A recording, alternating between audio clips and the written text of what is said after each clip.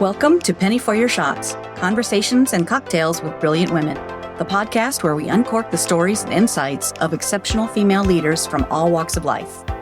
Our goal is to serve up wisdom, tips, and inspiration, and to support each other in rediscovering ourselves and what sets our souls on fire. We'll also share personal memories, paired with friends and a favorite beverage. I'm your host, Penny Fitzgerald, and I believe that the best stories are served up over a glass of wine or a cocktail. So grab a glass, get comfy, and let's pour ourselves into Penny for Your Shots. If you've been following me on social media, you probably have seen that Traveling Vineyard closed its doors this week.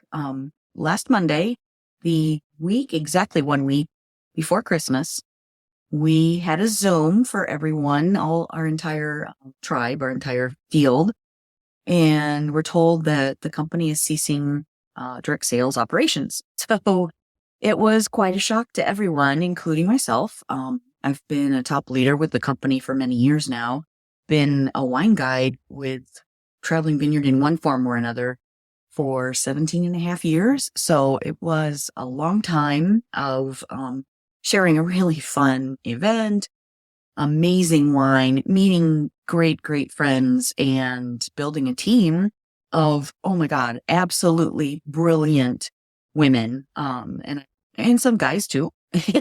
I am so grateful for all of them and all of those friendships that were made. So the company is going to morph into something different, and we're all invited to become affiliates for the new company. The new company is going to include sweet wines and our most popular sweet wines to date. I say ours still.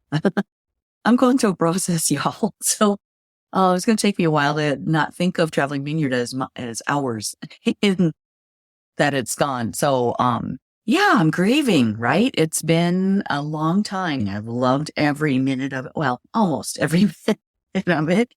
I've learned a lot. I've grown. I've made so many great friends. Oh my gosh, lifelong friendships, y'all.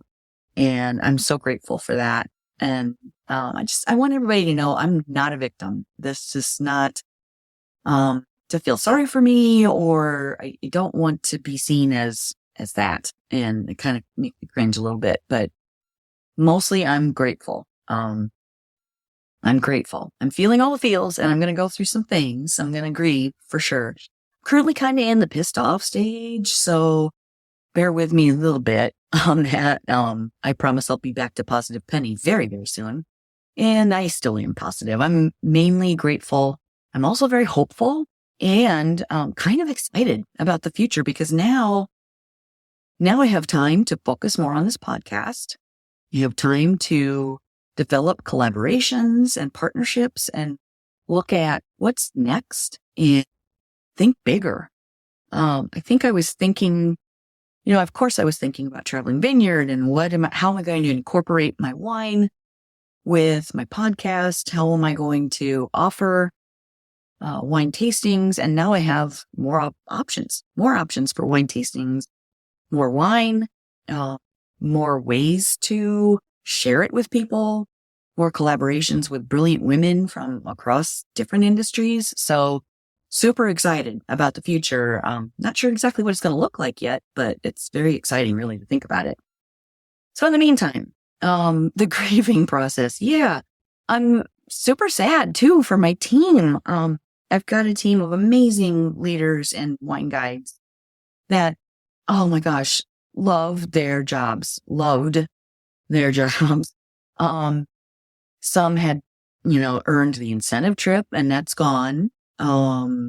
Worked their tails off to get that, so having fun all the while doing it for sure. And, it's not that, well, we did lose. We lost the incentive trips. We lost our future income. There's a lot of stuff we lost, but we also gained a lot. We gained these friendships. We gained the knowledge, not only of wine, but of business practices and confidence in ourselves and in what we're capable of and what we can accomplish. And gosh, some people on my team are, learned so much about themselves. And I remember one quit her one of her day jobs so that she would have more time to devote to herself and her business, which is, okay, so the income is going to have to be replaced. But wow, she's gained so much from a standpoint of confidence and knowledge, and she's just going to go far, far, far. I'm so excited for all of my leaders and what's ahead for them. And we are kind of grieving also the celebrations that we have together. Every year in April, I would have, since we bought the house in Florida, which also came about because of success with Traveling Vineyard. So I'm grateful for that as well. But every year in April, I would have my leaders down for a retreat. And we're going to grieve that in the future. I mean, we're still going to do it this year, but how long can we keep doing that? Maybe, I don't know. I'm going to keep an open mind about that. Hopefully we'll still be able to work together down the road in some other capacity. And I don't know what that looks like. I don't know what that means, but hopefully we'll for sure be able to get together and celebrate somewhere, somehow down the road. Because these women are amazing. There's a lot of uncertainty and what now? I think one of the things that most of us really loved about our job was the flexibility. The flexibility that we enjoyed through it, because when you have something go on in your family that you have to take care of, maybe a death or a birth or even celebrations that you want to take time for, weddings and that, all of it. It's really great to have a flexible business that allows you to go and do what you have to do for your family, or do what you want to do for yourself or your family. So finding something to replace the flexibility of it is going to be something to think about too. So we're going to have to figure all that out. And I know it's going to happen. I know it's going to be better on the other side of this. I wanted to address something else that I feel is pretty important, and that's the direct sales aspect. Direct sales really gets a bad name, the whole industry, and it's not a bad industry, you guys. It's not the nature of the industry that's bad. There are bad actors in every industry, and there are bad companies in every industry. I don't feel like Traveling Vineyard was one of them, but I just wanted to address that because, yeah, you can make money in direct sales. I think a lot of people on the internet, some trolls especially, like to say that, it's a bad industry. You can't make any money. And that's just not true. If you're looking at a direct sales job, look at the company, ask a lot of questions, and decide what's right for you. Ask questions about what's possible, but also ask questions what's normal. Look at how much time and effort you're willing to put in to your business, and be realistic about it. If you're not willing to put in some effort, why would you think that you'd get paid a lot of money? And if there's somebody telling you that it's a get rich quick scheme, or if there's somebody telling you that, oh yeah, you can make a lot of money, or, ask what is required to make that amount of money and if it makes sense or not, because nobody is going to pay you a lot of money for very little effort. That's just not a thing. So be realistic about your expectations. And if somebody's telling you there's easy money to be made, I would run the opposite direction. What's a good fit for you? What product do you love? Do you love wine? I loved wine. It was a perfect fit for me. So that's something to consider. So maybe you're out there looking at some other companies like Tupperware or Pampered Chef or jewelry companies. And I love those things. I love all of those products. What lights you up? What product is something that you just have to have and that you use almost every day? What would you be willing to go into someone else's home and demonstrate? What would you be excited to tell other people about?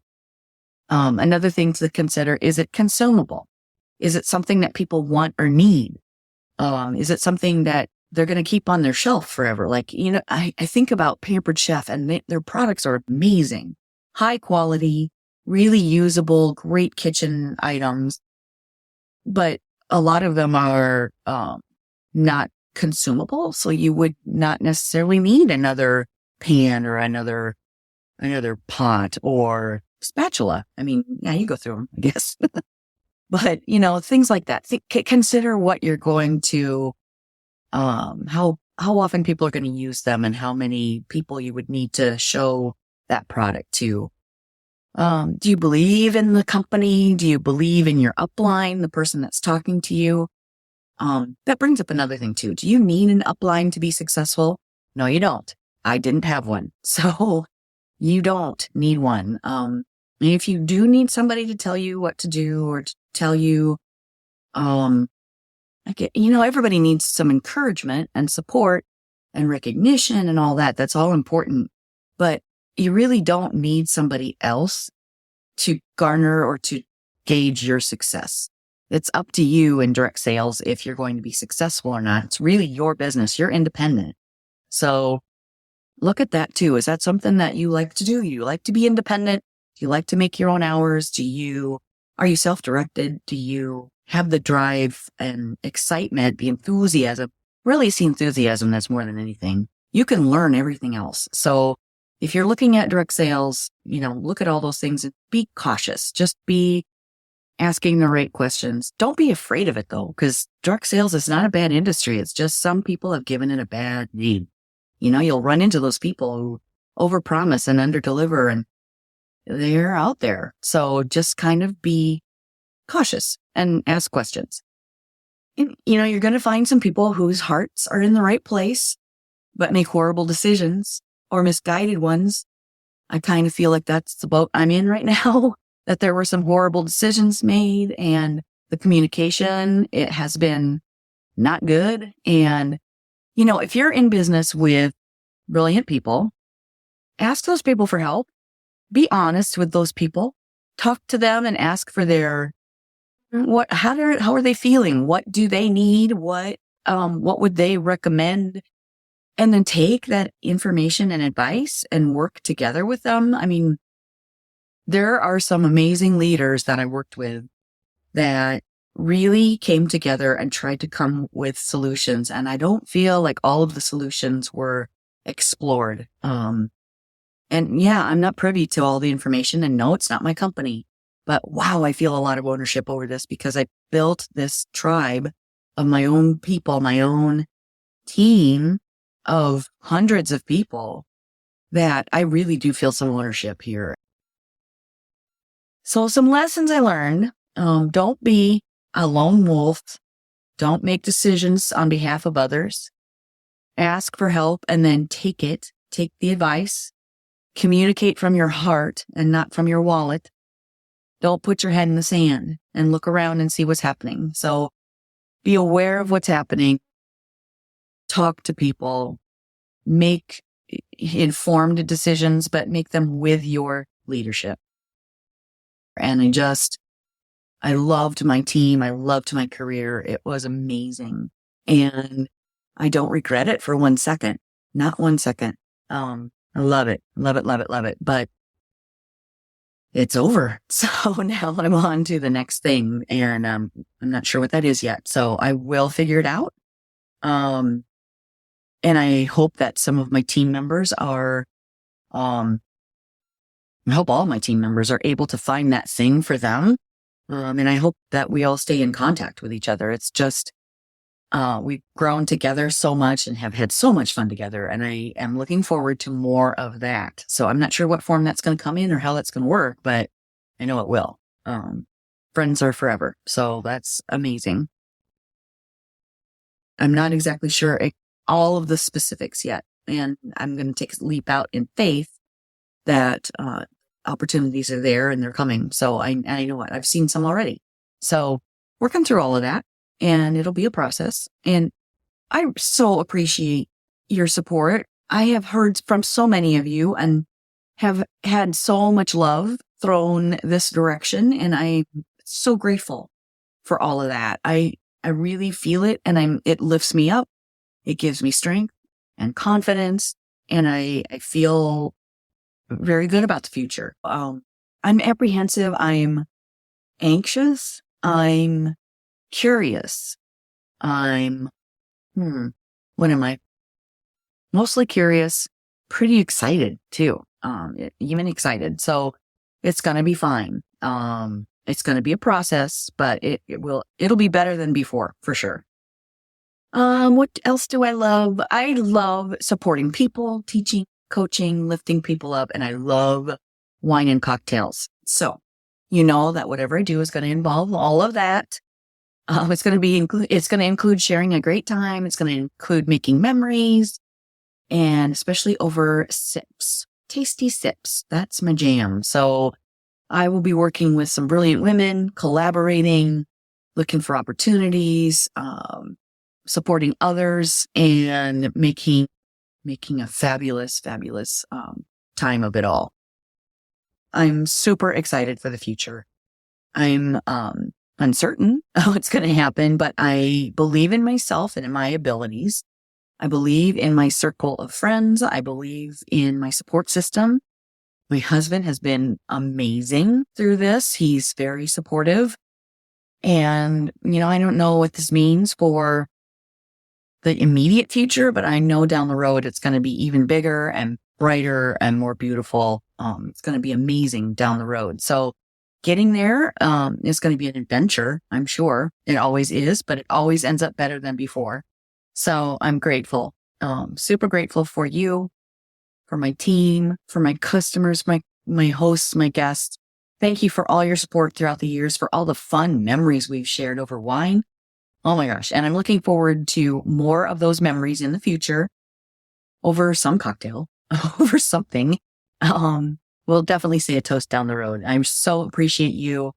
Thank you for listening and supporting my podcast. And if you have any ideas, shoot them my way.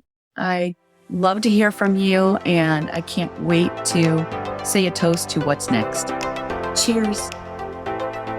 That's a wrap on another spirited episode of Penny for Your Shots, conversations and cocktails with brilliant women.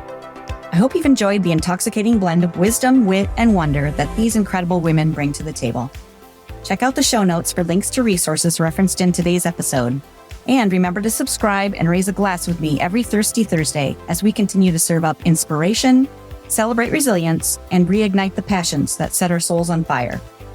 If you've loved what you've heard, please share the podcast far and wide and leave a sparkling 5-star review to let me know your thoughts. It would also help tremendously if you would visit pennyforyourshots.com and subscribe to learn when new episodes are available and pick up my free recipe. In the meantime, remember that your story deserves to be served and savored. Cheers to your brilliance and of women everywhere. Until next time, keep sipping and experiencing life's extraordinary moments. This is Penny for Your Shots, signing off with a clink and a toast to us. Cheers.